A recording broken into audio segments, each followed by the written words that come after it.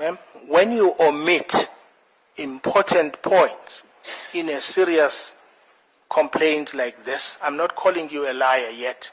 I'm saying when you do not put the entire picture, when you omit important statements, you deceive. Whether you intend or not, but you deceive. And zothi ke xa ushiyelela izinto ezibalulekileyo kwityholo ke esinobuzaza njengezi okanye njengesi okwangoku andikathi ulixoki. Kodwa ke xa uyenza loo nto leyo ushiyelela izinto ezibalulekileyo noma loo nto uyenza ngenjongo okanye awuyenzi nganjongo ukuthi ke uyalahlekisa okanye uyakhohlisa. Oh, ewe. Oh yes. In fact, ma'am, in this statement we're going to go through, you don't write that at some point in these discussions you wanted half insertion. It means, as I understand your poetry with the respondent, the insertion of the penis halfway. Futhi ke kwesi statement isizawuya kuso ke kulapho khona ke kunembalelwano kanye ke kwincoko yakho kunye nayo ke respondent usitsho ke ukuba ngaba ke unqwenela ukuba ngaba ke afake noba ke akafakanga angafaki ngokuphelele ngamanye amagama ke ilungu lakhe ke langasese okanye ke lobudoda lingene kodwa lingangeni ngokupheleleyo.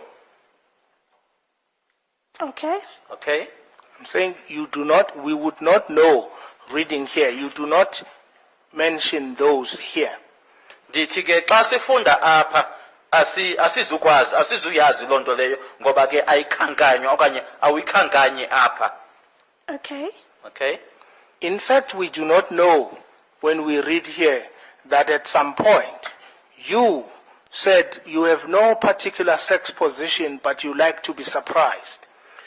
Asizuyazi ke loo nto leyo ukuba ngaba ke kunalapho khona utshoyo khona ke ukuba awuna position ithile ke ngokuphathelene nokwezesondo futhi ke uyathanda into kokuba ngaba ke usurpriswe. Yes, ndakhumbula. Yes, I remember. In fact, you do not write that in these conversations the objectification of women as stoves to be warmed for lustful men, as meat to be marinated, comes from you. Apha ke ayiveli ke loo nto leyo okokuba ngaba ke kunezitovu ke ekufuneke zenziwe shushu kunenyama ke apha ekufuneke ke imarinathiwe uba ngaba ke zizinto ezo ezisuka kuwe. Ewe. Yes.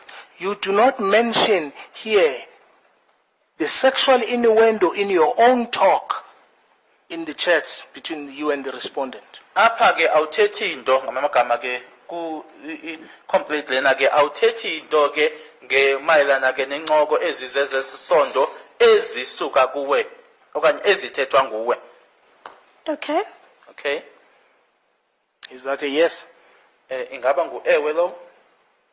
Ngoba ndingekayiboni le nto uthetha ngayo ndiyanqwenela nale nto uthethayo. I will repeat. Because I haven't seen what you are talking about, and then I would say I agree with what you are I'm saying. noting it. I think that's the right word. No, ma'am, you're not going to be that with me.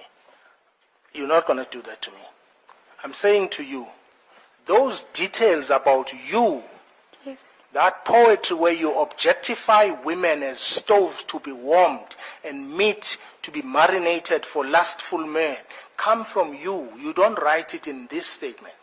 Apha ke ndithi kuwe ke la ncoko leyana kula poetry ke oyibhalileyo ke yezitofu okanye apho uba beveza khona ke okanye ubachaza khona abantu ababhinqileyo nanjengezitovu ezifuna ukwenziwa shushu kwakunye futhi ke nanjengenyama efuna ke ukuthi ke iqhotswe or imarinatwe loo nto yenzelwa ke amadoda lana ke okanye amadoda la nokuba okanye ke arhalayo uba zizinto ezo ezisuka kuwe okanye ezaziphuma kuwe. Yes. Sorry to interrupt. Thanks, Chair. Which statement are you? I'm not, it's here. I'm reminding her of her own evidence. It's the complaint itself. The complaint itself. Okay, I'm thank talking about what's not in the complaint. Okay. Volume 1. Sorry. I thought, for a moment, I thought you were talking about the missing statement. No.